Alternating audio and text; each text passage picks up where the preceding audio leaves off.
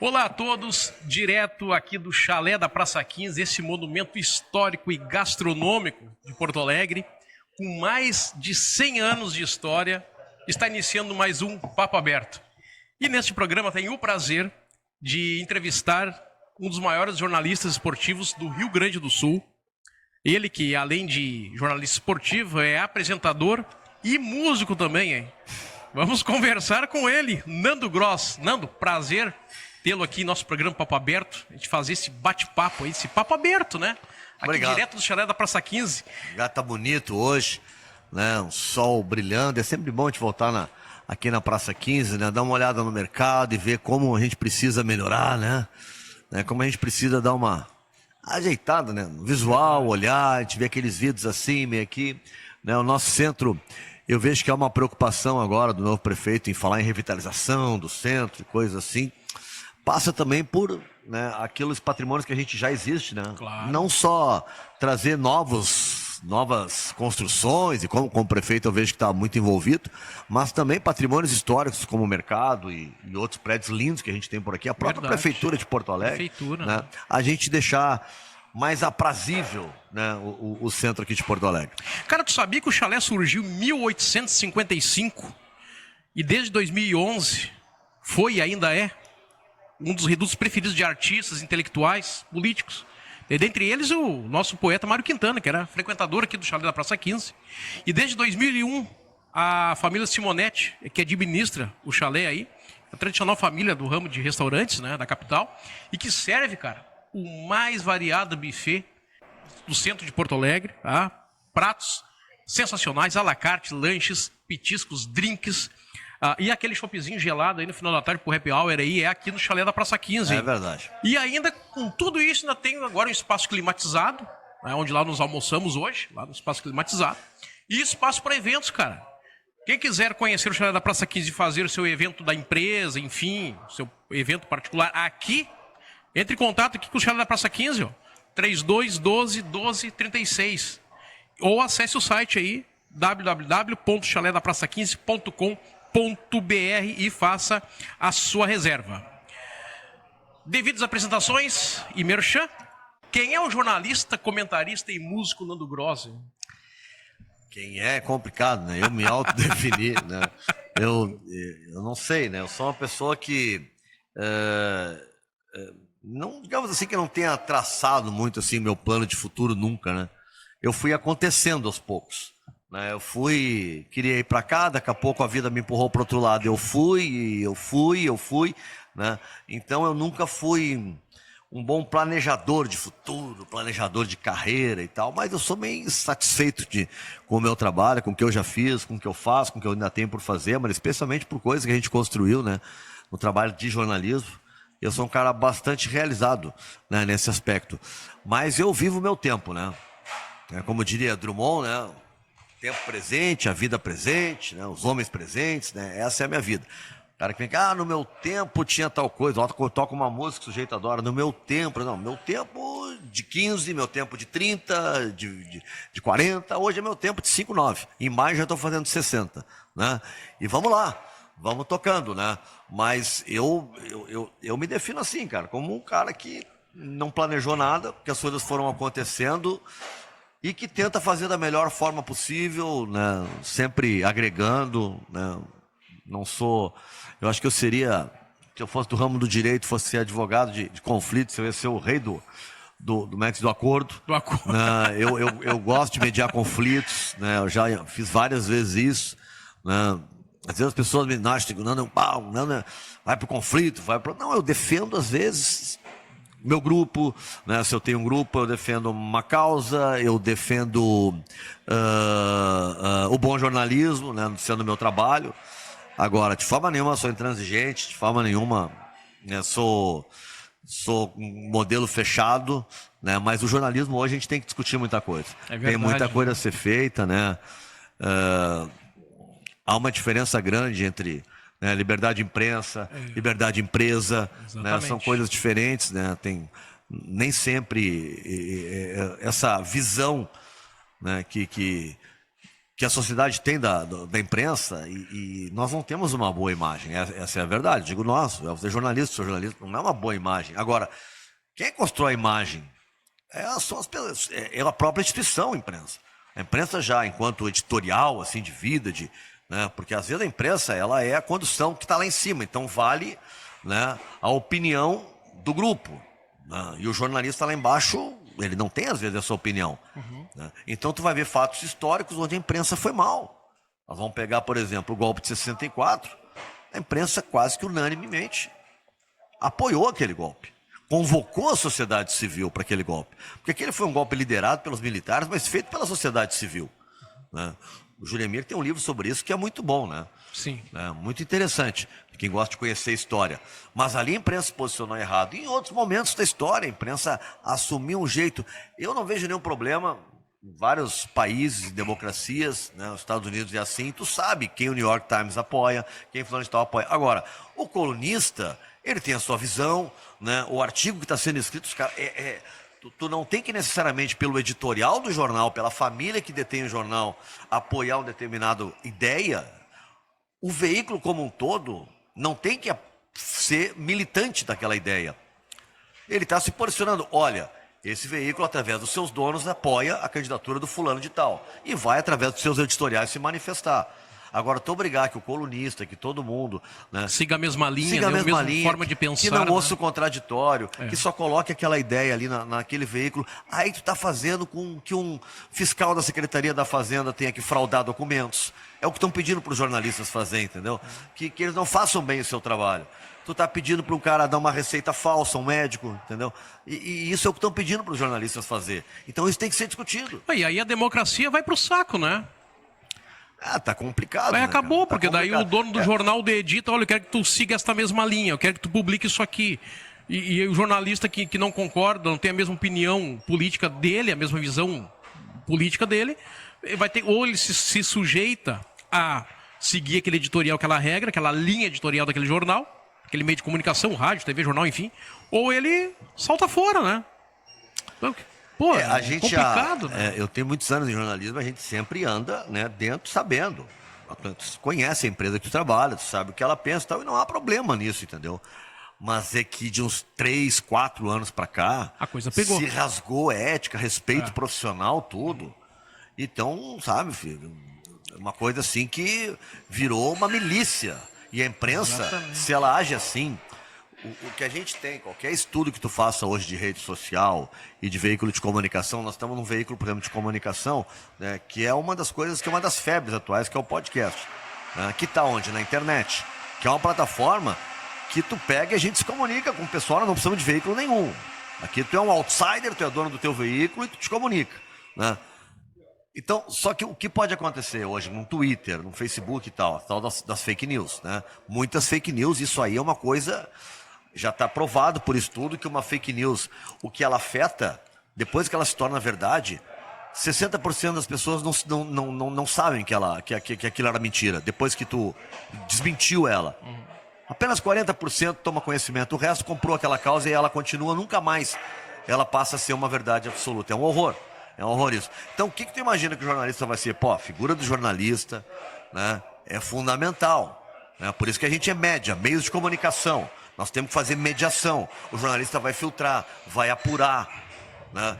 Então, assim, pô, o cara pode ir pelas redes sociais, mas ele vai procurar empresas, veículos, jornalistas que ele confia para se informar.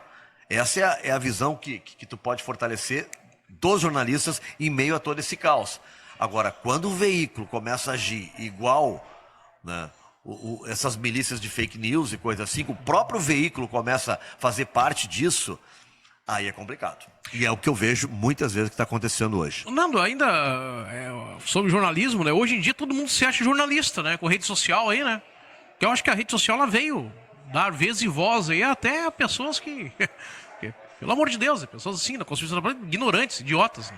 A rede social veio dar voz a esse tipo de gente que antes era aquele cara que só tinha aquela conversa numa mesa de bar, num lugar, uma roda de família.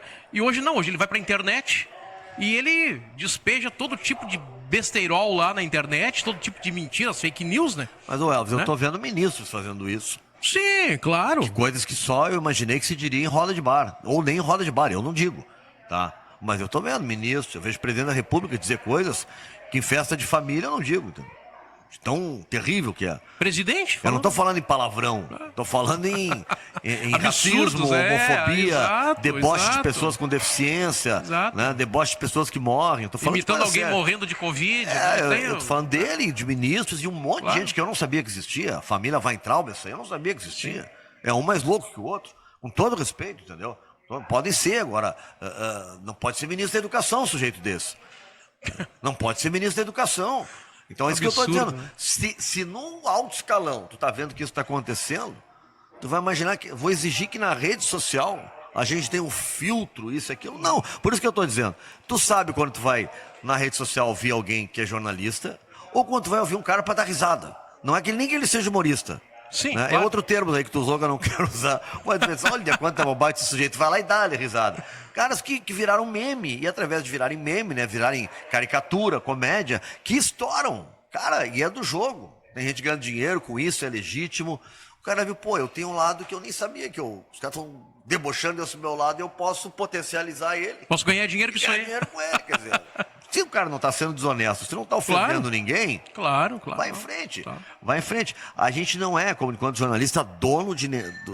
Eu acho muito bom essa democratização, porque antes disso, cara, eu me formei eu terminei a faculdade, ou tinha um veículo, ou era dono de um veículo, né, ou tinha que trabalhar para alguém. Exato. Hoje, cara, tem uma... Eu não estou dentro da academia, né, da faculdade, para saber o nível de atualização dos currículos, mas hoje tu tem que criar lá dentro pessoas que saibam trabalhar na grande mídia, mas que saibam, né, ser a palavra da moda, empreendedores, né, e entenderem que potencialmente eles podem criar uma marca e fazer um bom negócio, né, sem necessariamente trabalhar numa grande empresa. Alguns anos atrás era complicado isso, era o máximo uma assessoria de imprensa, né? Hoje não, cara, hoje tu tem um leque de ação muito grande, e eu acho isso bom, isso não é ruim, isso é bom. Nando, assim, desde 2009, se eu não estou enganado, que foi abolido, deixou de se exigir o diploma de jornalismo, né, para se atuar, né, desde 2009. Isto, até que ponto na tua visão isso foi legal? Porque assim, eu vou te dar a minha visão. Eu acho que foi interessante abolir essa exigência, porque eu acho que isso era uma exigência que vinha desde o regime militar, né? Onde os jornalistas eram cerceados ali, eles eram rotulados ali, eles eram catalogados, digamos assim. O Nando Gross é jornalista, ele tem um registro tal, ele mora em tal lugar, tal cidade, tal endereço, telefone, então existe todo o acesso ali a tua pessoa, através daquele registro, né? E eu acho que... Mas não só os jornalistas, era uma né? forma de censura, né? Pra Mas mim era não uma só forma os de jornalistas, censura, né? qualquer cidadão naquela época, eles tinham, se eles desconfiassem de alguém, podia ser engenheiro, podia ser o que fosse, né? Olha quantas pessoas foram expulsas do país que não eram jornalistas. Artistas, professores, a Universidade Federal aqui é o que se uma limpa, né? Eles botaram muita gente para fora. Que loucura. Eu sou jornalista formado, sou jornalista graduado, tá? E eu não sou a favor da exigência de diploma em todas as áreas, né? Em todas as áreas. Eu acho que para comentar futebol, né, não precisa ter diploma, né, para ser um comentarista. Agora, se sou o dono do veículo, eu faço como os norte-americanos, como outros lugares lá, que colocam ex-jogadores, e o cara tem um curso para entrar, né? Seja lá um curso de TV, seja lá o que for. Aqui pega um cara que jogou um bolão, ou que apitou um jogo de futebol, colocam ele do dia pra noite para virar comentarista. E aí a gente tem, de cada, sei lá, 30, tu tira 2, assim, que se comunicam bem. Eu não vou nem entrar no mérito se conhece ou não futebol. Claro. Né? Porque há um engano, acho que o cara conhece vestiário, dia a dia, ele pode dar um depoimento sobre isso. Não necessariamente ele entende tática, né, de análise de jogo e muito mais, de transmitir o conhecimento. A comunicação não é só ter o conhecimento, é transmitir. Que a mensagem, se eu disser alguma coisa aqui, quem lá do outro lado não entendeu nada, não adiantou nada do que eu disse, né? Então, esse negócio assim de falei um troço, todo mundo interpretou errado. Beleza. Comunicação é o que tu diz, não é o que o outro entende. Exatamente. Né? Perdão, comunicação não é o que tu diz, é o que o outro entende. Então é tu que tem que corrigir o que tu falasse. Eu parto desse princípio na hora de falar, né? Esse negócio que todo mundo é burro, não entendeu o que eu falei, mas não sabe interpretar, vou ter que dar aula de interpretação de texto. Tá bem, cara. Não sei. Talvez tu não saiba te comunicar. Né? Eu cobro muito isso dos comunicadores. Comunicação não é o que tu diz, é o que o outro entende. Tá? Eu cobro sempre isso. E eu acho que isso vale em qualquer coisa, cara. Vale para qualquer tipo de ação. Nando, eu quero saber agora sobre o Nando Gross músico, hein? Dos anos 70, 80. Tu pegaste uma época de efervescência cultural, musical no Brasil, hein? Eu sempre gostei de música. Eu achei que eu seria, no futuro, como eu te disse lá no início, né? Eu nunca planejei muito meu futuro, né? Mas eu achei que eu seria músico, né?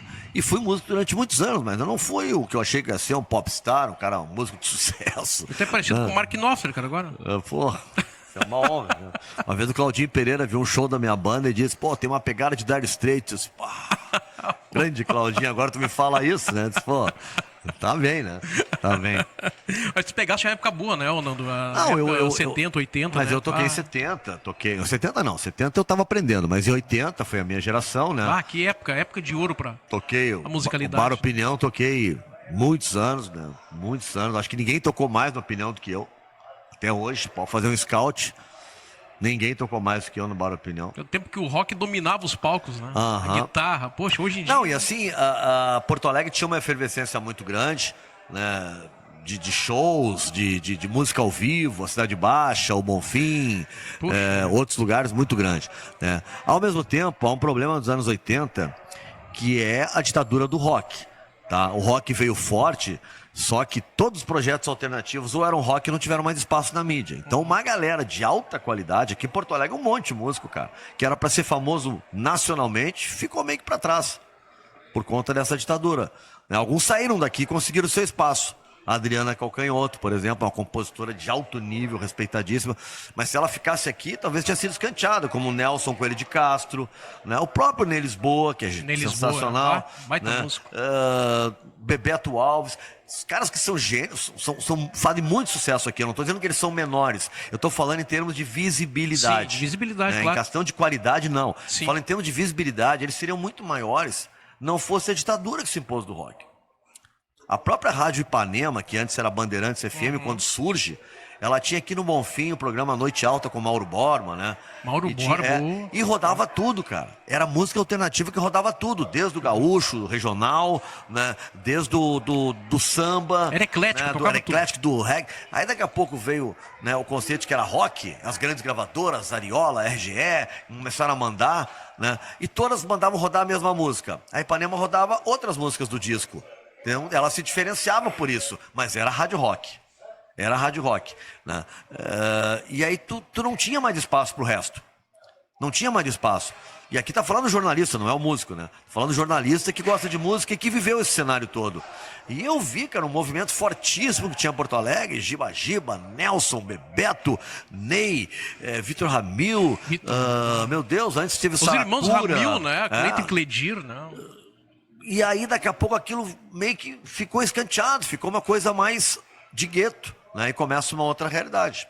Né? E eu acho que podia nós ter convivido com os dois muito bem. Mas foi um fenômeno nacional. Se tu pegar no Brasil todo... Rio, São Paulo dominava lá, Paralamas, Barão Vermelho, o pessoal ali que era que fazia... A música nordestina, os músicos nordestinos que tinham alto destaque na música brasileira, no rock, meu, tu vai ter quem? Camisa de Vênus, que é de lá, né? Do Marcelo Nova. Marcelo Nova. Camisa de Vênus. Lembra mais alguém? Músicos negros do rock brasileiro. Baixista do Legião Urbana, coitado. Baixista, o Negrete. Morreu, baita, morreu, né? Morreu, coitado. Mendigo, na rua. Era pensado isso? Não. Não era pensado, não. Nem o negro vai tocar com a gente. Não era pensado, mas era as classes, meu. Mudou a classe social, entendeu? Era diferente a jogada. O Brasil ficou um pouco diferente. E tá falando um cara que é roqueiro, que ama o rock, mas que viu isso acontecer. Viu isso acontecer. Eu participei do movimento MPG, Música Popular Gaúcha. Inclusive estou num disco que é da segunda etapa do MPG, né? Produzido pelo grande Patinete, o Ayrton dos Anjos. Esse é o maior produtor musical, né, que teve e que tem até hoje, né? Tá aí aqui em ação. Eu gravei aquele disco que eu vi isso aí de perto, cara. E eu acho que muita gente ali se perdeu, muita gente de alta qualidade. Nós tínhamos músicos de altíssima qualidade. Não é que temos, mas eles continuaram atuando? Sim, continuaram, mas eles não tiveram a visibilidade que mereciam. É isso que eu falo. Eu acho que o rock brasileiro foi muito assim. Mandou os nordestinos de volta para casa, né? E agora também eles Não foram. botaram- E agora os roqueiros foram embora para casa, né? Porque agora tomou conta aí o sertanejo universitário, como é que é? A pisadinha, esses ritmos novos aí. O que tu acha desses ritmos aí, cara? Essa pisadinha, sertanejo universitário. Eu assim, ó, O que tu eu acha disso? sou difícil dizer que eu não gosto de alguma coisa, tá? Mas eu... Aqui o papo é aberto, né? Eu não gosto mesmo do sertanejo esse aí que tá aí, não gosto, há muito tempo não gosto. E respeito artistas que fizeram o maior sucesso, cara. Pô, Chitãozinho e Chororó são ícones, entendeu? Mas eu não, pessoalmente, eu não boto no meu som pra ouvir, entendeu? Não é uma música que me agrade. Mas eu entendo, eu respeito. Só que hoje, assim, ó, hoje é uma música... por isso que é sertanejo universitário. É de uma classe mais da elite brasileira, né? Que todo mundo ouve. Todo mundo ouve, mas aquele negócio, a música do povão e tal, não é. Não é. Quem faz não é. As pessoas que promovem não são. Então, mas é assim. A bossa nova, que é, para mim, o que de mais brilhante aconteceu na música brasileira em termos de produção nacional, foi a bossa nova. A bossa nova era um movimento da classe média alta da Zona Sul Carioca. Mas eram gênios, então não tá sabe, não quer dizer nada isso, né? Mas quer dizer que tu retrata uma realidade. Uma realidade. Tanto que, por exemplo, eu não escuto, mas eu sou jornalista, né? Quando morreu, tragédia, a menina Marília Mendonça, um absurdo, né? É verdade. Não tinha nem 30 anos, mano. Uma estupidez aquilo. Né? Claro que eu também, emocionalmente... Aí não tem gostar de música, cara. Não é isso. Sim, é uma artista, é uma exatamente, jovem não tem nada a ver que com tá a no música, auge, né? É a Não, pessoa, não é isso. a circunstância do ocorrido, Não vou me comover com um É. fato assim por gostar mais ou menos da música, entendeu? Não tem nada a ver. Mas o que eu digo assim, ó, ali que eu fui tomar conhecimento mais da obra dela e ver que ela tinha uma letra, enquanto mulher, numa outra direção. Sim. Porque as letras do sertanejo são machistas, cara. Né? Eu acho, pelo menos, né? Eu acho. E hoje, eu vejo que o Chico não tá cantando mais com açúcar, com afeto, né? A música que ele fez. Foi um pedido, ele eu não vou cantar mais e tal. Né? Era um outro contexto agora. Eu entendo ele não cantar mais, tá? Mas também tem que entender que aquela figura daquela mulher que ele canta naquela música, que foi um pedido da Nara Leão, existia aquela mulher, não era uma ficção que ele criou. Sim. Né? Não era uma ficção. Então, até para transformar, para protestar contra esse tipo, né? Que não é o que a gente quer, né? De qualquer pessoa, seja homem ou seja mulher, mas quando tu mostra, isso aqui existiu, né? É como tu querer acabar com a escravidão, lá atrás eu tô falando, né? Mas não denunciar que ela existe, entendeu? Sim, claro. Não vamos denunciar, dizer que tem racismo, mas não, se tiver caso de racismo, vamos botar para debaixo do tapete, entendeu? Não, pelo contrário, para tu acabar, vamos mostrar que tem, né? E como tem nesse país, né? Ainda tem, né? Ainda tem. Não dá pra acreditar, mas ainda tem, né? Não, diz uma coisa, como é que foi teu ingresso, cara, no jornalismo, essa transição da música pro jornalismo? Aí? Como é que foi parar no rádio, na TV? Como é que foi isso aí, cara? Então, mais ou menos como eu tava te dizendo ali, eu já era músico, tá? Durante muito tempo não teve transição, eu fiz os dois. Jornalismo, quem entra em jornalismo, né? Quem consegue lá no início ir bem, ok, mas eu trabalho desde muito cedo, então eu nunca, por exemplo, fiz estágio em jornalismo. Eu tive que começar trabalhando já. Já arrancou, eu já? precisava de emprego, entendeu? Não tinha... Eu, antes de trabalhar com jornalismo, eu trabalhei em publicidade, na MPM Propaganda. Que foi a maior agência da América do Sul. MPM, né? claro. Ali na subida da Silveira, onde hoje é o prédio da NET, em Porto Alegre. Ali era a MPM Propaganda. Né? Macedo, Petrone e Mafus, o MPM. Né? Esse é o Mafus que cuidava ali. Né? E ali já era um ambiente de comunicação muito legal, cara. Que eu comecei a conhecer gente que... Né, muito ligado à música, né, todo aquele negócio ali que foi muito legal. Né? E eu fui pro jornalismo assim, eu fiz faculdade de jornalismo, eu queria ser músico, mas não achei que ia fazer faculdade de música, depois acabei fazendo, né, mas não achei que ia fazer. E tive uma oportunidade de um colega do IPV, o Marcelo Fernandes, estava abrindo uma equipe de esportes coordenada pelo Pedro Ernesto, na antiga Rádio Difusora, que depois se transformou Bandeirantes, e veio o convite e eu me fui. Virei produtor ali, né? E comecei a trabalhar e nunca mais parei. Não, me diz uma coisa, tu um cara que tu já cobriu aí vários jogos, né? Inclusive Copas do Mundo, né? Qual foi a treta que rolou aí com o Tadeu Schmidt? Conta pra nós. Né? Não foi comigo a treta com o Tadeu. A treta com o Tadeu, eu fiquei chateado com o que ele fez com o Potter.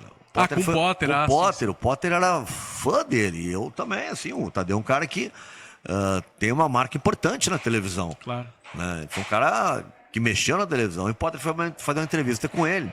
E na Copa de 2010 teve um movimento do Cala a Boca Tadeu, como tinha antes tido Cala a Boca Galvão. Sim. E o Potter, sempre muito ligado em rede social, internet, pergunta para ele, né, o que ele achava desse movimento. Como é que tu reage a isso? Como é que tu lida com essas coisas?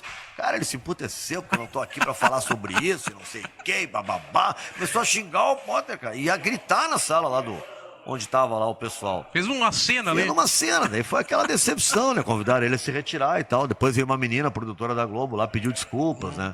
Disse que era temperamental. Cara, mas isso eu disse quando eu contei essa história, isso foi em 2010, cara. Eu tenho certeza que o Tadeu amadureceu e todo mundo tem seus momentos de rebeldia, de estrelismo, né? Claro. Os seus 15 segundos de ser mais estrela do que é, mas eu tenho certeza que aquilo aconteceu e eu espero que tenha sido algo isolado. Imagina o que o Galvão passava, certo, assim, narrando um jogo, olhar no estádio, assim, uma faixa bem grande lá, cala a boca, Galvão! Poxa vida, né? Nunca vi o Galvão ser... Eu nunca trabalhei com ele, mas às vezes que tive por perto, assim, sempre foi extremamente gentil, claro. Extremamente educado. A gente ficou no mesmo hotel na Copa de 2006, ele sentava e a gente conversou bastante, várias vezes. Em 2010 também encontrei ele várias vezes na Copa do Mundo, às vezes que encontrei em Porto Alegre, nunca, sabe? E os depoimentos que eu tenho dele, né? Raul Costa Júnior, com quem eu falava mais sobre o Galvão, sempre era de um cara assim, de uma humildade para aprender, assim, do tipo, olha, tu vai narrar tal coisa, cara. Ele se trancava uma semana, ele sabia tudo, ele estava dando aula daquele esporte, ele ia lá e estudava tudo. Não era aquele cara, não, deixa comigo, né? Tem de cara assim que já fez tudo na vida, então, deixa comigo, só me dá aí, o que vai fazer? Tá, deixa que eu vou lá. Não, eles, o que é isso? Então, para aí, me deixa estudar, eu vou. Tá? Eu gosto disso, eu admiro. Claro, importante. Porque quem acha que já sabe tudo, pronto, acabou. Nando, tu é um cara meio, dizem que tu é um cara polêmico. Eu não me acho, mas tá bem. Não, eu também eu não acho ninguém polêmico. Eu acho que as pessoas, muitas vezes, elas não são compreendidas, entendidas. Os seus momentos, naquele momento X da sua vida, naquele determinado assunto, naquele determinada posição. Então, uns chamam isso de, quem não concorda comigo porque é um cara polêmico. Eu não vejo dessa forma, acho que ninguém é polêmico. Todo mundo tem seu ponto de vista, a sua maneira de pensar e agir. Então, mas as pessoas nos rotulam como polêmicos. Certo. Qual foi o outro rolo que teve com a SEG aí, que é a Associação Gaúcha de Comentaristas Esportivos, hein? Como é que é o negócio que te barraram de tu entrar lá, de tu narrar? Como é que é o negócio? Pois é estranho, porque aí eu fico sendo como polêmico quando eu fiz uma coisa óbvia, eu manifestei um espanto, entendeu? Eu sou sócio da SEG desde, acho que 1º de setembro de 85, se eu não estou enganado. Tá? Mas se não é 1º de setembro, é por ali, é 85. Né? E aí, eu me criei narrando dentro do Beira-Rio, dentro do Olímpico e agora na Arena. Eu não sabia que poderia isso acontecer comigo, com pessoas que eram responsáveis. Aí hoje, né, quando eu saí da Record, né, eu fui para a ABC, não é que eu fui para a ABC, a gente montou um projeto novo que lá não existia, porque a ABC é uma rádio que existe há mais tempo, mas essa nova ABC, 103.3, ela é de 2020 para cá. Na segundo semestre de 2020. Era outra rádio, né? Ela era Unicinos, a Rádio Unicinos, né? Era uma rádio rock, nós estávamos falando em rock, exato, era uma rádio rock, 103.3. Claro. E aí a ABC incorpora ela e começa aos poucos a trazer pessoas, traz o Cláudio Brito, né?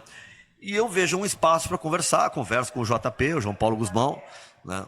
Da família Guzmão, que administra e que detém, né? Que são os donos do ABC faz parte do Grupo Sinos, do Grupo Sinos, né? Do Jornal NH, do VS. Grande grupo de comunicação no estado.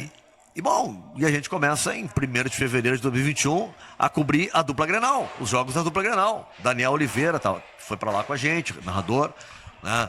Hoje está o Ângelo Afonso, Daniel Félix, a Débora de Oliveira está conosco, né? Tem o Wesley de repórter, o Marcelo Salzano de repórter, o JP de repórter, eu de comentarista, o Kyber de comentarista, ou seja, se criou uma equipe que não tinha, né? Um projeto novo. Nós estamos narrando todos os jogos, chegou no dia de narrar o Grenal, a gente, como sempre, pede credenciamento para ir, né? E aí nos foi negado porque tinha muita gente. E aí eu questionei, parei um pouquinho, mas como assim tem muita gente? Não entendi qual é o critério. E não tinha critério, ninguém me respondeu nada. Né? Aí depois eu vi, pedindo explicações da diretoria da SEG. Né? Ninguém me deu explicação. Eu tenho todo o direito de cobrar publicamente. E aí fui avisar as pessoas que me seguem, que me ouvem na rádio, de que o que estava acontecendo. Olha, barraram a minha entrada, eu e o Daniel não vamos poder ir transmitir o Grenal. E aí a SEG veio tentar responder. Né? A SEG justificava que tinha que ter assiduidade. E eu justifiquei, não, assiduidade nós tínhamos. Nós íamos a todos os jogos. Aí no Grenal, no lugar que eu sentava, eu e o Daniel não podia não sentar porque tinha alguém. Então quem é que não ia e que apareceu? Se eu estava nos outros. Né? Como é que apareceu alguém agora no mesmo lugar? É porque ele não estava indo, então. E é eu que não tenho assiduidade, eu não entendi a lógica. Aí é evidente que eu critiquei. E aí a SEG fez uma coisa que uma entidade de classe, de categoria de classe jornalística, deveria ser proibida de fazer. Ela pegou o seu presidente e mandou um mandado extrajudicial para mim, para que eu retirasse as críticas que fiz das minhas redes sociais. Aí eu não tive como... não dizer lamentável, gente. O mandado extrajudicial quer dizer assim, eu envio pra ti uma carta dizendo, Nando, vai lá e desdiz tudo que tu falou. Só que fez com um advogado da SEG e tudo. E eu até pensei, mas vem cá, o advogado da SEG deve estar recebendo pra isso. Eu pago a SEG, então eu tô pagando advogado contra mim, é isso? Não entendi. Né? Então foi isso que aconteceu. Foi uma bobagem que eles fizeram, uma besteira. Usaram, né, os veículos de comunicação deles para se gabarem de ter feito isso. Foi mais ridículo ainda, profissionais experientes fazendo isso, e meus amigos, né, Então, passou, página virada, se eu encontrar qualquer um deles agora, abraço, tá esquecido e tal, mas pisaram na bola, foram mal. Qualquer um que passasse pelo que eu passei, faria a mesma coisa. Acontece. Nando, tu apresentava o programa O Balanço na Rede, na Record, né? Isso. Tá? Eu apresentava, o Balanço na Rede. Balanço na Rede, né, que é um programa assim que teve uma audiência muito boa, muito grande na Record. Como é que foi a tua saída do Grupo Record no todo, né? Da Record, do Balanço da Rede Record, a TV Record e da Rádio Guaíba? Porque o teu programa Balanço da Rede acabou de uma maneira assim totalmente estranha, né? Te tiraram do ar assim... No meio do programa. No meio do programa, né? Foi uma coisa estranha. Que coisa... Eles fizeram uma enquete, né? O problema todo da Record foi quando...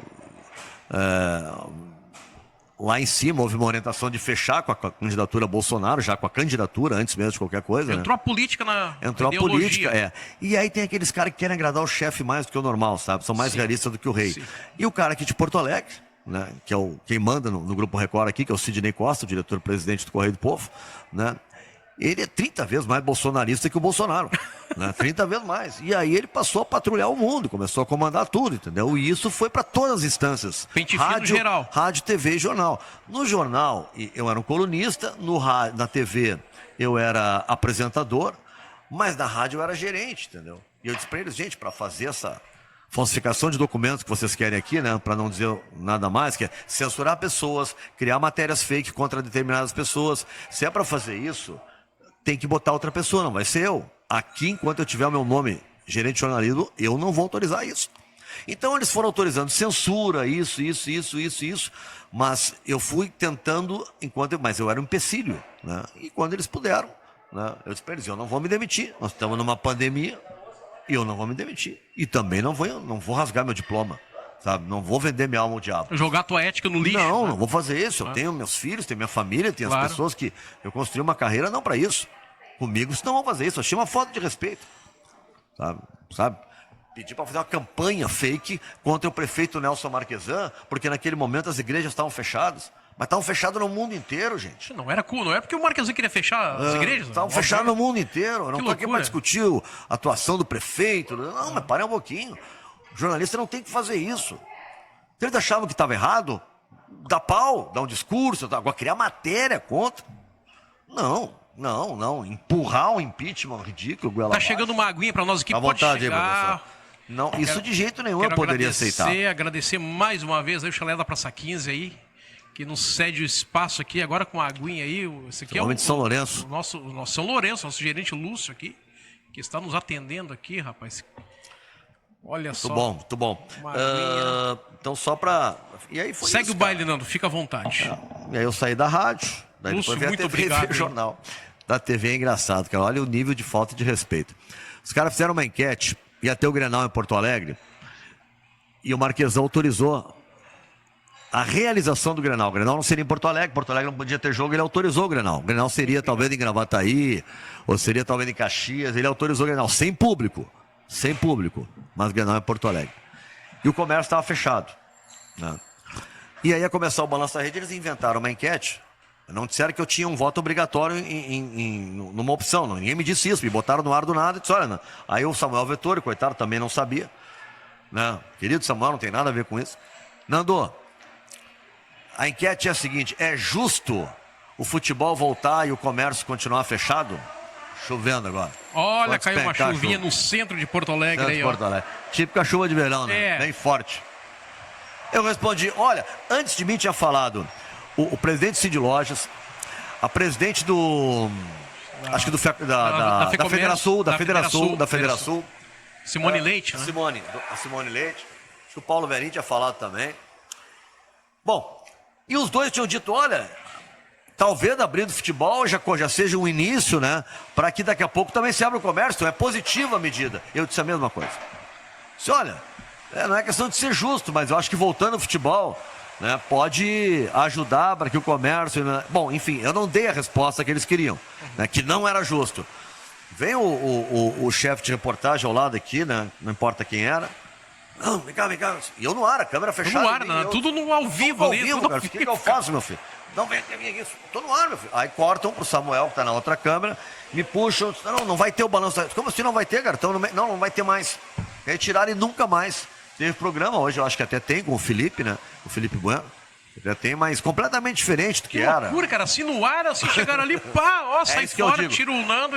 A maneira de fazer, entendeu? São pessoas sem habilidade até para isso. Né? Até para isso, tu não trata um profissional assim. Dependente de quem é ele. Tu não pode fazer isso com o Nando Gross. Não, tu não pode fazer isso com ninguém. Com ninguém. Isso não se faz com um profissional. Então, não, tu ficou chateado. Claro, cara. Aí eu não sou polêmico, não sou nada, mas eu acho que tem que falar sobre isso. Claro. Fica todo mundo, se eu falar, o Nando parece estar com recalque. Não, cara, minha vida tá ótima. Agora, tem coisa que tem que se denunciar. Se o sujeito ficou bravo comigo, eu estava denunciando, não sei se era falta de luz, de água, sei lá o que, esse amigão. Quando eu tiver que denunciar, eu vou denunciar. Se tu esperar de mim, ver as coisas erradas e não falar, tu tá enganado. E acho que todos nós deveríamos fazer isso no Brasil. Acho que esse é o papel do jornalista, né, Nando? O papel da imprensa, da boa imprensa, né? Elevar o conhecimento das pessoas, fazer com que as pessoas teçam as suas opiniões, né, os seus pontos de vista a respeito dos assuntos, dos problemas, né? Do que é de bom, do que é de ruim, né? Não é aquela. Eu acho que o nosso papel como imprensa, a importância que nós temos é isso, né? É levar as pessoas a formarem uma opinião, um pensamento, né? E mostrar, assim, aquilo que acontece de ruim e, claro, de bom também, né? Se bem que ultimamente só tem mostrado coisas ruins. Tá feio o negócio. Tá feio o negócio, né? A gente nunca teve tão... Essa situação de endividamento, de pobreza das pessoas, de falta de dinheiro, as cidades assim fantasma, lugares bonitos que existiam que não tem mais, tradicionais, Porto Alegre, restaurantes tradicionais, lugares que eram tradicionais, né? Que não existem mais, ou que estão em péssimo estado. É bem ruim de ver, mas a culpa, agora esse negócio de os governadores isso, governador aquilo, isso é de um fanatismo que eu não entro, cara. A pandemia atrapalhou todas as economias do planeta. A diferença foi a capacidade de reação de cada um, né? Nossa, infelizmente não está acontecendo ainda. Nando, diz uma coisa, o que a pandemia se mudou na tua vida?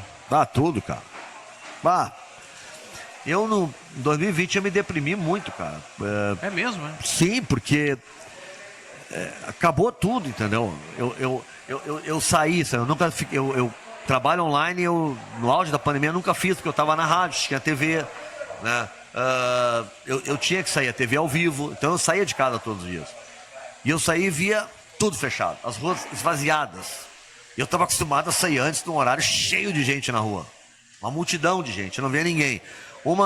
Um gato pingado que outro aqui e ali, todo mundo de máscara quando tu via. Todas as rádios, todas as televisões, tudo que tu abria para ler, em qualquer lugar do mundo, era a pandemia. Eu fiquei muito mal ali, cara, porque é um mundo que eu não sabia, nunca eu imaginei que a gente poderia, enquanto planeta, ao mesmo tempo, todos estarem vivendo o mesmo problema. Esse é um filme de ficção, né? Filme de ficção. Eu nunca... Eu sofri muito no início, que eu digo aqui, né? Até eu conseguir me acostumar com aquilo, né? Ver o que estava acontecendo. E aí, no meio de tudo isso, o que tu imaginou? O momento das pessoas se unirem, né? Cabia ao comandante da nação, né? Gente, agora tem um inimigo comum, né? Vamos nos unir. Vamos unir agora. O Brasil. Exatamente. E aí a gente vê uma campanha de briga, de tudo errado, entendeu? Tudo errado. Nós não tivemos nunca um controle nacional sobre a pandemia, nunca tivemos uma orientação nacional. Se tentou lá no início com o Mandetta, que teve erros e teve acertos, né? Lá no início ele cometeu alguns erros, o negócio da máscara e tal, mas não era ele. Eram as recomendações da Organização Mundial da Saúde, que ninguém nunca tinha lidado com a pandemia, a gente estava cada dia descobrindo coisas. Eu sou um cardiopata, tá? Eu tomava um remédio, tá? Até bem pouco tempo, tem gente que ainda toma, então nem vou dar o nome, tá? Que era para melhorar, coisa de preguiçoso, o cara que não faz muita ginástica, para melhorar o chamado bom colesterol, que é produzido pelo organismo, por exercício. Mas esse remédio aí, eu tomei anos dizendo que ele funcionava. Cara, se passou, sei lá, talvez 10 anos depois de eu estar tomando já, as pesquisas mostraram que o remédio era absolutamente ineficiente. Todas as pesquisas mostraram. Meu cardiologista chamando, esse aqui, ó, não precisa mais tomar. Esse remédio não funciona. Não funciona, né? Então, são coisas assim que tu vai, né? Tu vai acompanhando, que tu vai vendo, né? E infelizmente, eu acho que aqui a gente se perdeu um pouco nisso.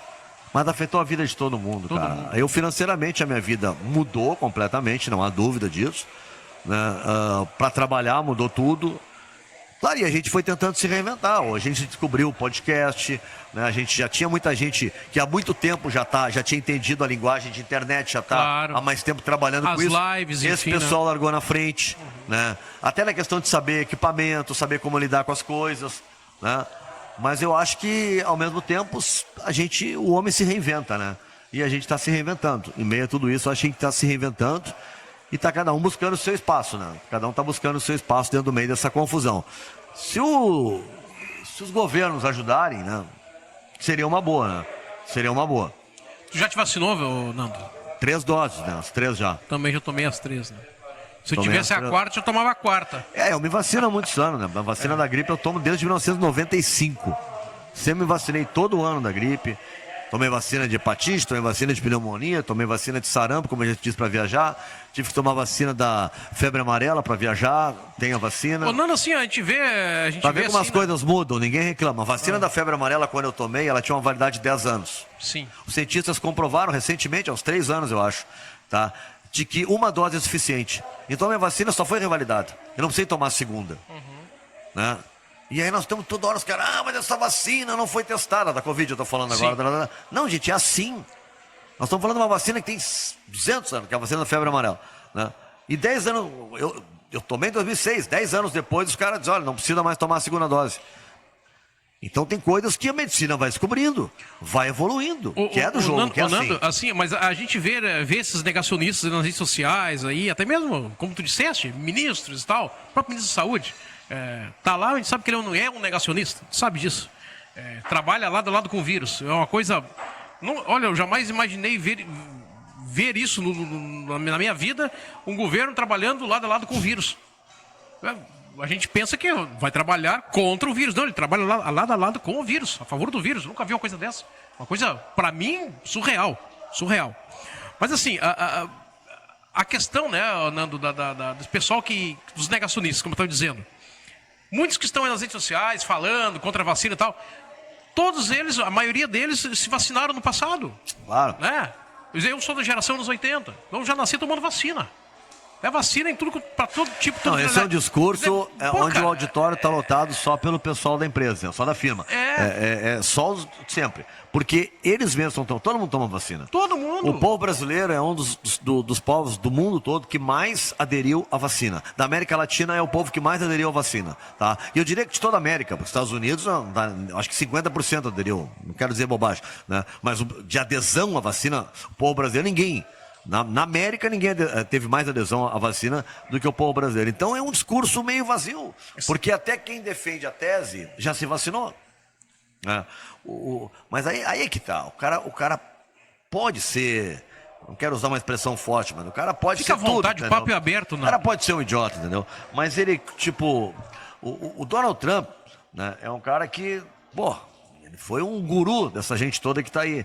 Só que assim, ó, ele pessoalmente, já tomou as 3 doses, pessoalmente, tá? Ele já tomou, ele... Não, ele botou na rede social. Botou na rede social, Ele tem uma própria rede social dele, ele botou. Claro. E mais, ele comprou as vacinas. Quando o Biden assume, as vacinas estavam compradas. Já. Ele era louco, falava mal de todo mundo, mas ele comprou as vacinas. O louco aqui não comprou, desculpa, presidente. O presidente que não comprou. Quem mandou comprar vacina no Brasil foi o Supremo Tribunal Federal. Todo o respeito dos caras que aqui se polemizam, o Supremo. Então, o STF tem decisões erradas, como tem no mundo todo, as suas Supremas Cortes, né? Tem decisões que a gente contesta agora. Eles foram decisivos na pandemia, cara. Se não fosse o STF, eu não sei o que seria no Brasil na pandemia. Eu acho que eles cumpriram o papel deles. Que um dos papéis do STF, do Poder Judiciário nosso, quer dizer, um poder fiscaliza o outro, né? O Poder Executivo, Legislativo, Judiciário, um fiscaliza o outro. Eu acho que eles fizeram, o Judiciário fez o papel que cabia a eles fazerem, que é fiscalizar o desmando do presidente, a má gestão do presidente naquele momento ali. É que nem a CPI da pandemia. Teve exageros, teve gente jogando pra torcida, claro que teve. Mas teve sacanagem agora, também. Teve tudo, não. Agora, a CPI da pandemia, a meu ver, ela foi fundamental. Ela com agilizou, certeza. ela botou na parede os caras começaram a comprar vacina correndo. Sim. Sabe? Ela agilizou, botou os caras a funcionar. Se descobriu um esquema de corrupção que já estava ali às portas para acontecer, não aconteceu por causa da CPI. Não, tu vê as pessoas que negociaram a vacina no Brasil, você não acredita. Bom, um cabo da Polícia Militar vendendo vacina. Ficava pensando, o que esse rapaz está fazendo ali, negociando a vacina? Que loucura. Que isso? Eu nunca entendi direito isso, mas eu acho que tem exageros, tem, né, mas foi fundamental. Claro. Nada é em vão, né, Nando? Nada é em vão. Eu acho que nada é em vão como as coincidências não acontecem, não existe coincidência. Né? De tudo escrito para acontecer. Como a própria eleição do Bolsonaro, estava escrito para acontecer, tínhamos que passar por esse é um flagelo, eu considero um flagelo. Não precisávamos passar. É um flagelo brasileiro, nós tivemos que. Agravado pela pandemia ainda. Eu acho que tudo isso, cara, passa também quando a imprensa ela leva pau de todo mundo, porque a imprensa fez claque todo no lavajatismo, entendeu? É que a esquerda, a imprensa toda é esquerdista, cara. Não, a imprensa não. É porque assim, ó, no Brasil... A imprensa Brasil... brasileira de esquerdista não tem nada, né, cara? Mas eu acho que até o papo de direita e esquerda tem que ser redefinido, entendeu? Isso é tudo... Nando, porque, por exemplo, Nando, tu é de esquerda ou de direita? Eu estou muito mais de esquerda do que a direita, não há dúvida nenhuma. Agora, eu não apoio regimes que a esquerda defende. Claro. Regimes que estão pelo mundo, né? Esse dia eu estava criticando Cuba, disse, Nando, mas Cuba tem saúde, educação, cara, não aguento mais ouvir isso, cara, só parece um manual de cada vez de defesa, né? Eu já disse, para mim não há nada que justifique regime totalitário. Claro mas tem isso, tem aquilo, não há uma. Como Getúlio Vargas tem obras maravilhosas, tem um legado fantástico, mas também a fase autoritária, o período autoritário não se justifica. Claro. Nada justifica regimes totalitários, na minha opinião. Né? Então, é isso. Né? Não tem justificativa para Maduro na Venezuela, para a Coreia do Norte, não tem. Se é isso aí que eu gosto, que eu vejo que a direita especialmente adora definir a esquerda como esses regimes, né? Sim. Bom, se isso aí é esquerda, então bom. Né? Para mim o Stalin não define a esquerda. Claro que não. Né? Para mim o Stalin não é a definição de esquerda agora. Não sou eu que digo o que é e o que não é. Né? Mas eu estou em 2022. Eu vejo as pessoas. Esses dias eu estava falando sobre isso na rede social, eu falava de uma nova visão da esquerda. Mas quem é a nova esquerda? Me aponta os políticos. Não, cara, eu não estou falando de político. Eu estou falando das pessoas, da linguagem das ruas, o que as pessoas estão querendo. Ninguém quer para o Brasil, tá? Todo mundo que elogia Cuba aqui, e eu elogio um monte de coisa de Cuba. As pessoas, a música, o clima, o charuto, a bebida. A saúde né? deles, a saúde diz que é boa, a educação eu nunca fui, né? mas diz que é bom, entendeu? Porque só abertura de vaga não adianta, entendeu? Às vezes eu vejo o governador, nós abrimos tantas vagas nas escolas. Vão nas escolas públicas e me digam o que está acontecendo no Rio Grande do Sul nas escolas públicas. É a qualidade. Vamos lá, vamos ver. Né? A gente não sabe por que no mercado internacional a gente tem mais dificuldade. Né? Um aluno dos Estados Unidos, um aluno na Alemanha ou na Inglaterra, ele fica em média 7 horas dentro da sala de aula, no dia. Um aluno brasileiro fica de 3 a 3 horas e meia. Ele é metade do tempo. É metade do tempo. A gente não sabe por que os caras saem melhores preparados. Evidente que saem melhor preparados. Tem mais tempo dedicado ao ensino. Né? Aqui a gente está nessa, vão abrir vaga. Não, nós temos que abrir, tem que ter escola para todo mundo. Agora, escola decente. Né? Porque hoje no Brasil a realidade é a seguinte, quem tem dinheiro, e não precisa ser rico, o cara tem um pouquinho de dinheiro, tudo aquilo que ele não teve, né, ele vai tentar dar para o filho. Tá? Se ele pode, hoje, ele bota numa escola particular. Porque é onde vai ter sequência, as aulas não vão parar com tanto tempo, onde, enfim, tem mais estrutura, o ensino é melhor, né? Os professores são melhor remunerados, Exato. são melhor remunerados, tem mais qualidade. Atende melhor o aluno, Tudo coisa isso. mais individual, atendimento, tá? Se tu tem um pouquinho de dinheiro, né, tu vai correndo para um plano de saúde. Claro. Porque tu via assim todo mundo, hashtag Viva o SUS, né? No plano, na questão da vacina. Claro que a gente, nós temos um esquema de vacinal maravilhoso no Brasil há muitos anos. Há muitos anos. Antes até do nome SUS, a gente já tinha isso. É que o SUS, né? na verdade, é algo recente, Só né? que assim, é uma galera que nunca usa, que foi atendida pelo SUS e ficou feliz. Agora, quem tem, e eu tenho essa vivência, cara, né? Eu hoje tenho um plano de saúde, mas eu tenho 59, eu diria que 2/3 da minha vida eu não tive plano de saúde, defendi do SUS. Eu tenho pessoas, amigos, parentes, que dependem de plano de saúde, que dependem do SUS. Né? E eu, a semana passada, estava aí atrás de tentativa, não era de leito, as pessoas às vezes confundem, não há atendimento numa emergência no hospital, mas nós não temos mais leitos. Não, mas quem é que está falando em leito? Foi aquela postagem que tu fez no Instagram que eu quem é que acompanhei. está falando em leito? Nós estamos falando em médicos. Atender naquele momento ali, naquele momento. momento a pessoa estava precisando ali do atendimento. Se diz que não precisa médico, o Brasil tem médico suficiente. Eu lembro da polêmica quando se criou o Mais Médicos, o que foi a comunidade médica, não 100%, né? Mas muita gente, vê as imagens dos cubanos chegando aqui e os médicos aqueles fazendo protesto de uma forma racista, voltem para a senzala, coisa assim, aquilo é terrível, mas isso não representa a classe médica. Claro que não. Representa algumas pessoas, mas teve movimento nas ruas, assim. Mas por que os caras vieram? Porque tinham locais onde o governo abria editais, botava lá salário de 10 mil, ninguém queria ir. Não queria.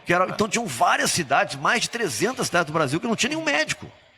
Passaram a ter, não foram só cubanos que vieram para cá, cubanos foram a maioria, mas vieram médicos, o programa Mais Médicos tinha médicos do Brasil e de outros lugares do exterior, onde mais veio foi Cuba. Agora, em geral, os brasileiros não ocupavam as vagas.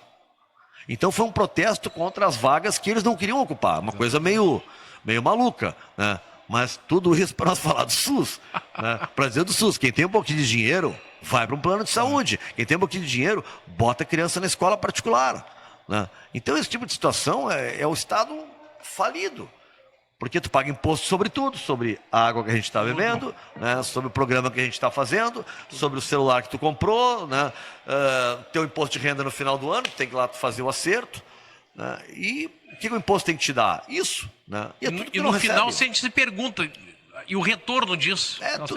Então são coisas que a gente precisa, né, pensar, repensar e cobrar. Eu acho que a gente tem que...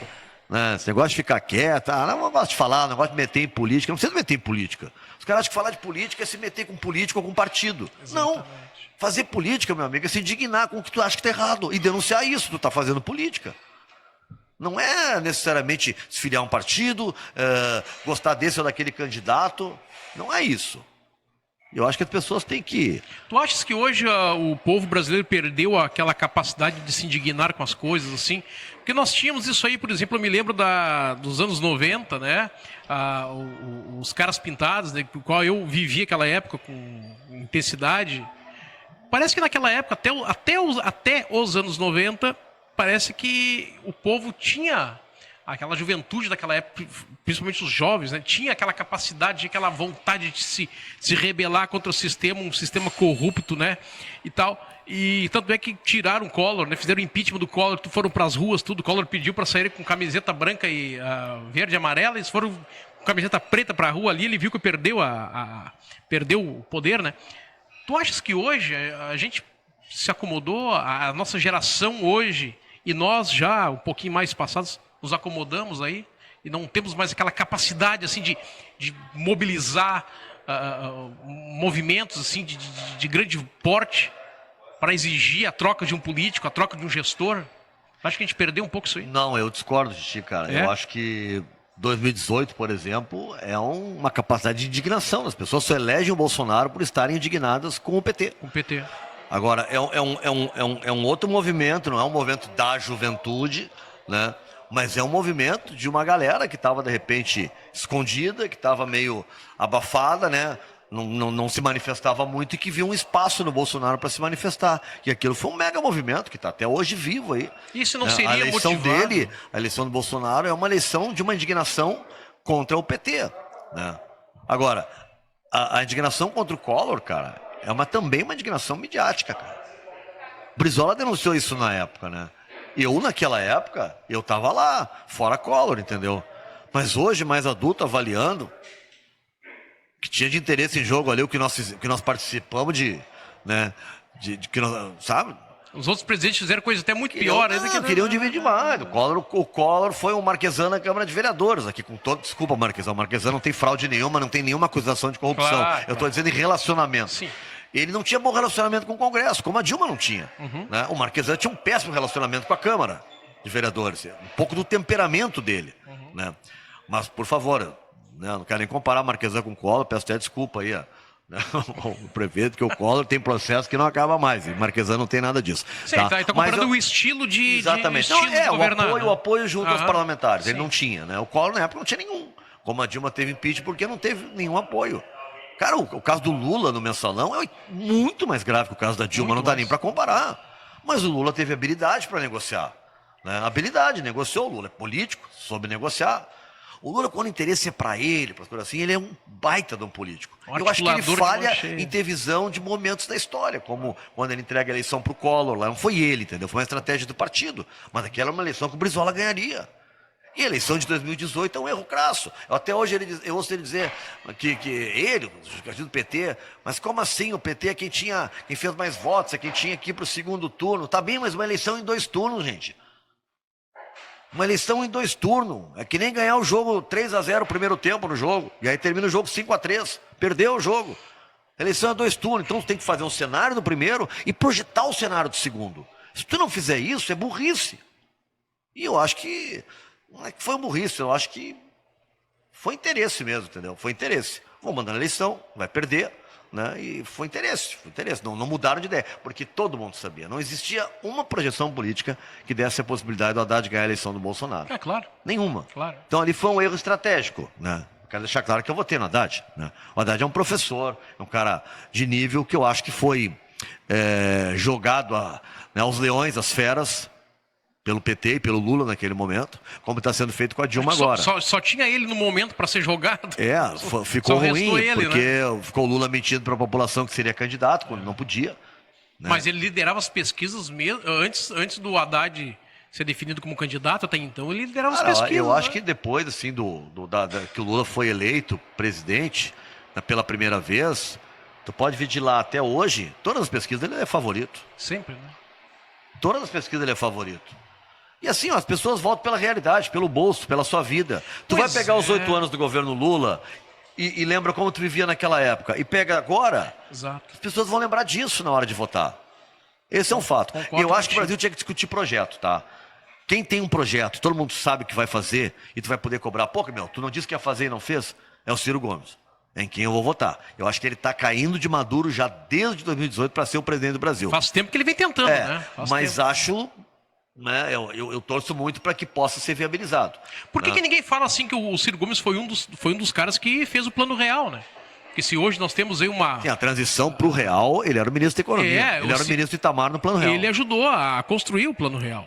Então, se hoje nós temos assim uma moeda mais ou menos estável, graças ao Ciro Gomes, né? Foi um dos participantes, né? Sim, o Plano Real é o plano econômico mais bem sucedido do Brasil. Inclusive o Ceará, o estado dele... É um estado que vai muito bem. Esse é um detalhe, tu consegue ver na prática. Né? Na prática, né? Consegue ver na prática um trabalho no Ceará. Inclusive de harmonia política. Ele tem parceria com o PT no Ceará, sempre teve. Né? O PDT, o próprio Ciro Gomes, né? Sempre teve parceria com o PT. E há, fora daquele ambiente, uma guerra fantástica. Né? Tu vê, assim, militantes do PT, hoje, às vezes, na rede social, muito mais brabas com o Ciro Gomes que com o Bolsonaro. Será que essa brabeza toda, será que é porque o Ciro Gomes não tem nada para eles pegarem? Porque o Ciro Gomes é um cara assim, ó, ele tem uma trajetória de vida pública e pessoal ilibada. Nunca ninguém descobriu nada a respeito do Ciro Gomes sobre Não, corrupção. em corrupção administrativa, nada. Os processos que ele tem é por falar, Ele fala falar um de pouco alguém demais, e tal. ele fala... Mas já melhorou bastante. Ele tem as posições, as convicções dele, né? Como todo mundo, como nós todos Eu li o temos. livro dele, eu acompanho ele já há bastante tempo, em várias entrevistas, eu gosto dele. Mas assim, ó, eu respeito eu acho que não tem dúvida, se for Lula e Bolsonaro, por exemplo, no segundo turno, eu não tenho nenhum drama de consciência, que nem alguns pedetistas poderão ter, em votar no Lula. Eu não tenho nenhuma drama de consciência, eu voto de Orlas, como eu votei no Haddad, sem problema nenhum. Só que ali eu votei sabendo que ia perder, né? Eu não tenho dúvida, porque o Brasil precisa tirar o Bolsonaro, na minha opinião, para parar de brigar. O Brasil voltar a ter paz e sintonia, né? Porque O Lula só conseguiu governar o Brasil quando ele entendeu isso. Aquele PT que não quis assinar o texto final da Constituição porque ela não revogava a propriedade privada, aquele PT que não assinou o Plano Real, aquele PT que ficou em cima do muro entre Tancredo e Maluf, esse aí não é o que o Lula propôs quando foi presidente, né? O Lula cresceu. O Tarso Genro, estava vendo uma entrevista dele recentemente no Batcast dos professores, né, do professor Viaro, e ele estava falando sobre a questão de composição da chapa do PT. E ele disse: o Lula nunca foi de esquerda. O Lula é um cara de centro, talvez centro-esquerda, mas o Lula não é de esquerda. Não sou eu que estou dizendo, Tarso Genro. Está no podcast lá do Batcast do professor Viaro. Vai lá e dá uma olhada. É o Tarso que faz essa análise, né? O Tarso Genro. Mas isso é uma construção. Isso é uma construção dele, presidente, né? Ele entendeu isso. O Brasil é muito grande, cara, para tu querer pegar só uma ideia e não compor com ninguém. Tu não vai conseguir governar. 27 estados. Tu não vai governar. Tem que entender como, isso. É verdade. Um partido tem que aceitar que alguns estados possa ter uma junção, uma coligação entre dois partidos que nacionalmente não se gostam.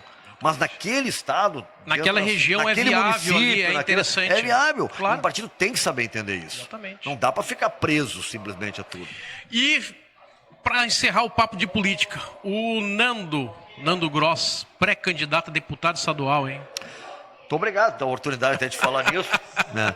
Eu me filiei ao PDT para ser pré-candidato a deputado estadual. E, cara, eu sou um cara que eu já há algum tempo, né, já fui convidado e eu acho que agora é a hora certa. Acho que agora é a hora certa, né? Estou no Grupo Sinos que me permite fazer isso, né? Pretendo seguir depois trabalhando, independente do que acontecer. Eu vou continuar a minha vida de jornalista, né? E quero ter essa experiência. Acho que a campanha vai ser importante para conversar com as pessoas, né? E as pessoas veem a minha opinião, sabem de que lado eu estou claramente, né? Se eu estou na Assembleia e vem uma proposta de vender a CE por 100 mil, eles sabem que eu vou votar não, né? Eles sabem, ninguém tem dúvida. Então quem vai votar em mim sabe disso, né? Sabe que eu vou estar ao lado sempre da educação, dos profissionais da educação, né? Não se trata, não, tu vai cegamente defender um funcionalismo público. Não, eu vou discutir bem isso. Eu só discordo desses três, né, os três pilares das administrações dos governos gaúchos, que é todo mundo que chega lá, a ideia é venda de patrimônio, que é privatização, aumento de impostos, que nós estamos aí com o ICMS mais caro do Brasil, e redução de direitos. Ou demite ou tira direitos dos servidores. É só isso que se faz. Vamos tentar fazer algo diferente, né? Os governadores não podem, os deputados não podem passar 4 anos, né, só votando o projeto do governo com essas 3 itens. Tem que ter espaço para os deputados trabalharem, trazerem projetos das suas regiões. O governo ouviu o parlamento, e não só o governo, chega lá, vamos vender isso, vamos aumentar esse imposto e vamos reduzir essa condição aqui do funcionalismo. Não.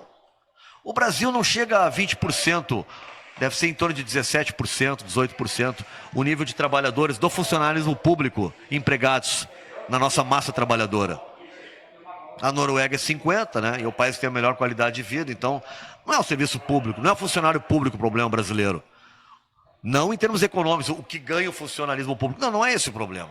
Nós temos que melhorar o serviço público, temos. Mas daí é gestão. Tem que chegar num hospital e ter médico, né? Tem que ligar a torneira e tem que ter água. A Porto Alegre agora choveu. Chove em Porto Alegre, falta luz. Falta luz em Porto Alegre, param as máquinas do DEMAI, as casas de bomba, porque não tem gerador. E aí as ruas todas alagam, né? As casas alagam, né? A pessoa fica sem água e sem luz dentro de casa. Vem cá, quanto custa? 100 milhões, disse o DEMAI agora. Vamos trabalhar. É uma obra que não aparece, eu sei, não dá voto. Mas olha, não tem preço, cara. Caiu uma chuvarada e as máquinas continuarem funcionando, né? Não entupir a cidade, né? Tu abrir a tua torneira e ter água, isso não tem preço, cara. Não tem preço, nós temos que fazer isso. Porto Alegre tem que evoluir nesse sentido, o Estado tem que pensar nessas coisas. Obras que de repente não apareçam. Não é um viaduto, não é um empreendimento imobiliário. Prefeito Melo, do lado do Beira-Rio, botar 2 prédios gigantes, não, prefeito. Pelo amor de Deus. Na frente do asilo Padre Cacique. Mas pra quê? Tem uma orla toda pra cá. Nós estamos aqui, ó. Aqui atrás de mim está o mercado. Tem uma orla toda pra direita aqui, ó. Rodoviária, tudo pra lá. Do lado do Beira-Rio. Vai ficar uma escuridão aquela avenida ali, a Padre Cacique. Não existe isso. Eu sou contra esse projeto. Não gosto do projeto ali onde está, no estaleiro, na frente onde já tem ali um shopping, está sendo construído. Já tem ali, parece que um navio atracado, um paredão. Antes, quando fazia a curva, tu via toda a orla. Né? Eu quero que a orla fique à disposição das pessoas, como a orla aí, entendeu? Aberta, mas para as pessoas. Né? Enfim, tem obra que não dá... Eu quero discutir essas coisas, né? Eu quero discutir essas coisas, né? Eu acho que o Estado da gente pode fazer mais. Claro. Eu acho que o prefeito Eduardo Leite um cara assim, ó, fundamental na questão... Foi muito importante na sua qualidade enquanto pessoa. Né? Um cara educado, um cara de nível... Não é um cara de embate, de discussão, né? No meio dessa baixaria que está a política brasileira, um cara de nível. Agora, eu discordo profundamente de algumas decisões dele. Profundamente. Mas eu respeito muito enquanto cidadão. Eu acho que o Brasil precisa disso. De pessoas que saibam sentar, conversar, né? De forma a ter nível. Agora, nós precisamos melhorar a condição de vida das pessoas, cara. Não dá mais. Com todo amigo que tu fala, tá todo mundo mal, cara. Tá todo mundo com dificuldade. Todo mundo mal. Só não tá ruim para aquele mega empresário, né? O mega latifundiário. Aquele cara tá surfando aí, né? Então, tá. Mais pessoas excluídas é ruim para todo mundo. Todo mundo. Para quem está no topo, para todo mundo. Nós temos que ter um governo mais inclusivo. E aí eu estou dizendo, é uma ideia inclusiva. Nando, eu acho assim, eu acho que a gente tocasse num ponto muito importante, do qual eu acho que a gente concorda mutuamente. O eleitor, tá? Ele não é mais aquele eleitor ideológico, digamos assim. Estou falando, me referindo a este pleito deste ano. O eleitor vai votar com bolso, baseado na sua condição. Isso, o eleitor que eu digo é 80% da população brasileira, que é a população. Mas eu acho que sempre foi assim, viu? Mas eu acho que eu não sei o que aconteceu em 2018, acho que foi um ponto fora da curva. Mas, claro, teve uma facada em meia história que ajudou bastante. Mas foi o bolso. O que aconteceu? A Dilma caiu por quê? Porque despencou a economia brasileira no final de 2015. Despencou a economia brasileira. Terminou 2015, caiu. É verdade. Caiu. Não foi uma quedinha, despencou. E aí, quando a gente viu... Ô, Nando, eu me recuso a acreditar que dia 2 de outubro alguém vá para a urna apertar o botão. Eu digo a classe trabalhadora, que é a maioria dos brasileiros. Tá?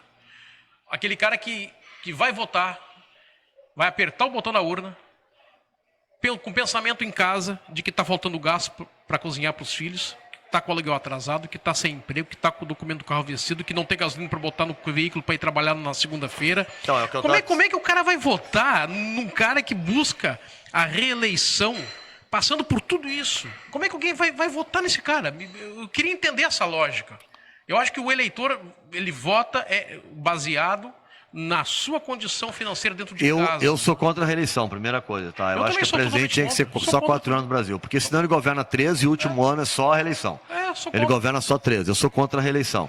Primeira coisa, tá? E eu acho que vai ser uma coisa meio assim, ó. Qual é a desvantagem do Ciro, por exemplo, quem eu vou votar? O Ciro não foi presidente do Brasil, né? Pode ser uma desvantagem ou até uma vantagem. Mas temos que esperar para ver. Em relação ao Lula, né? O que eu estava dizendo, essa memória de como o Brasil era naquela época e como ele é hoje, vai ficar na questão do bolso. Claro que na campanha vai se tentar mostrar o que de errado tinha naquela época, o que foi feito. Imagino que especialmente a questão de corrupção, né? Vai ser muita coisa exposta, né? Mas a questão do bolso, né? A memória afetiva de como eu vivia naquela época, como eu vivo agora, ela é muito forte. Ela é muito forte ainda. Mas eu sou contra a reeleição, acho que... Eu também sou. Nós não deveríamos, e eu acho que o Ciro também é. Também sou, e eles vão como tu disseste, 4 anos buscam governar relativamente para o povo, e nos últimos 4 usando a máquina pública para fazer reeleição, tá? E eu acho que é isso aí. Ô, Nando, para encerrar, agora eu quero te ouvir uma história inusitada tua. Que diz que tu, quando tinha cerca de 18 anos, que tu viu um objeto, alguma coisa, ali na Ipiranga, perto da PUC, de cima do capô de uma Brasília, cara. Que loucura é essa? Eu vi um, não sei se eu chamo de disco voador, que é um OVNI, né? Mas eu vi, né? Isso foi, eu tinha o que, cara, depois que tu chega na idade para tu saber, mas é início dos anos 80. Início dos anos 80, tá? Com meu amigo Antônio Oliveira, que fez Porto Alegre de Quintana comigo a música. Para quem for pesquisar a história, era jogar no Google, tinha o Skylab tava para cair. Era um satélite. Era um satélite que estava no ar, tinha aí, olha, vai cair na Terra em algum lugar. E era sacanagem, onde é que vai cair o Skylab? Né? E aquele troço começou a despencar, o maluco, porra, vai cair o Skylab, começou a brincar e tal, né? Só que daqui a pouco aquela porra parou, entendeu? Uhum. E vem assim e começa, em vez de estar caindo, ela vem assim, né, em direção onde nós estávamos. Aí eu disse, Antônio, encosta o carro. O Antônio encostou o carro e o troço veio. O meu carro parado aqui e o negócio encostou aqui do lado, né?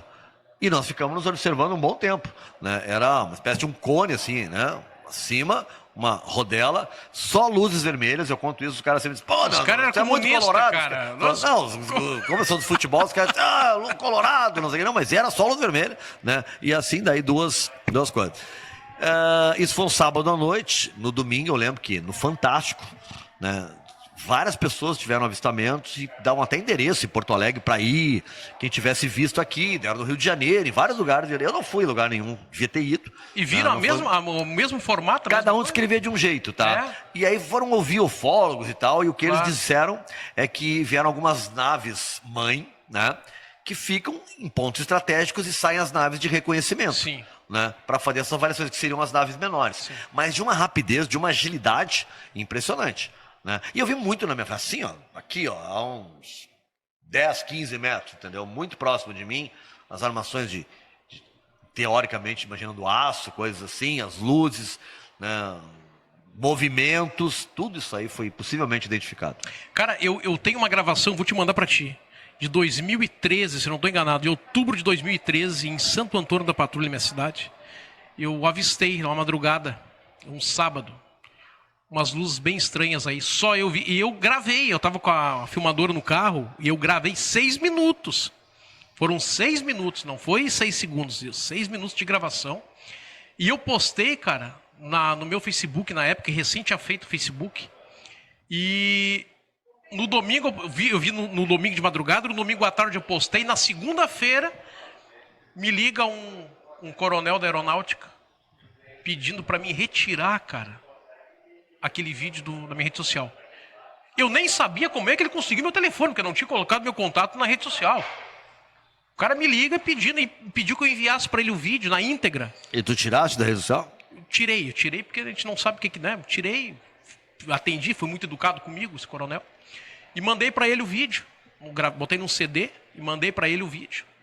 Para o Quinto Comar aqui em Canoas. E nunca te responderam mais depois? Não me deram resposta. Fiquei sabendo que depois esse coronel foi até o local onde apareceu as luzes e fez algumas perguntas pessoal na redondeza ali. Depois ele entrou em contato comigo pedindo se eu teria condições de ir lá em cima no morro onde apareceu, fazer algumas fotos durante o dia. Eu fui lá e fiz as fotos e mandei para ele. Não tinha nada demais lá, eram árvores e uma pedreira, que está lá até hoje ainda. Então, ficou por aquilo. Mas eu tenho um vídeo lá. O vídeo, ele é na íntegra, não tem edição nenhuma. Eu vou mandar para ti esse vídeo. Tá? E depois, já em 2016, alguma coisa, em Santo Antônio, já no centro da cidade, eu também filmei umas luzes da janela do meu apartamento. E mais pessoas, chamei pessoas para verem comigo. As luzes em cima também, no morro, em cima, no centro de Santo Antônio da Patrulha, em cima de um morro. Também tenho gravado, tenho registrado isso aí em vídeo.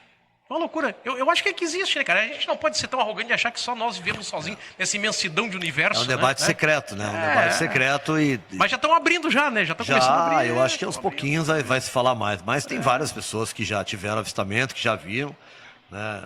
E o meu não era uma luz, alguma coisa distante, né? Eu vi muito próximo, os caras brincam. Ali perto, tava chapado, tava bêbado, pode ser. Pô, 18 anos, cara, roqueiro, cara, pô.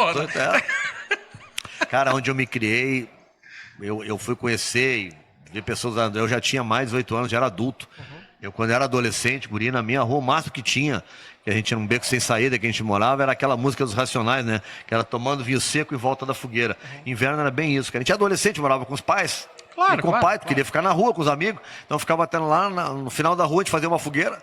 E ficava aqueles vinhos de garrafão. Sim. Chegava em casa, tua mãe olhava. O que foi, meu filho? Tá com os lábios tudo vermelho, parecia um vampiro, né? Era isso, cara, era o máximo, né? Era o máximo. Era o né, máximo. cara? Era Droga época boa. eu já era adulto quando eu fui ter contato, conhecer, Sim, ver pessoas. Até então, na minha adolescência, onde eu me criei no Botânico, ali não tinha. Que legal. Nando, eu quero te agradecer aí, tá? Pela disponibilidade aqui, mais de 1 hora de conversa aqui no Chalé da Praça 15. Quero agradecer também à família Simonetti, que é quem administra o Chalé da Praça 15, né? Que nos cedeu aqui esse espaço gentilmente aí, que é onde a gente faz as nossas gravações, nosso papo aberto. Grande Toninho, abraço Toninho. É, isso aí. Me abandonou, não me ligou mais. Também mudei de número e não dei pra ele. Não tem mas como aí ele não me tem como ligar. te ligar, não tem como né? me Só ligar. se ele- Desculpa, Toninho. E quem quiser fazer um contato aqui com o Chalé para reserva de mesas, fazer o seu evento, sua festa, sua empresa aí, é o 3212-1236. Bem fácil, 3212-1236. E o site aqui é o www.chaledapraça15, numeral romano, né, .com.br. Aí liga aí, faz um contato aí com o Lúcio, aqui, com a Mirta, que vai ser bem atendido aí, reservar seu espaço para evento aí. Tá?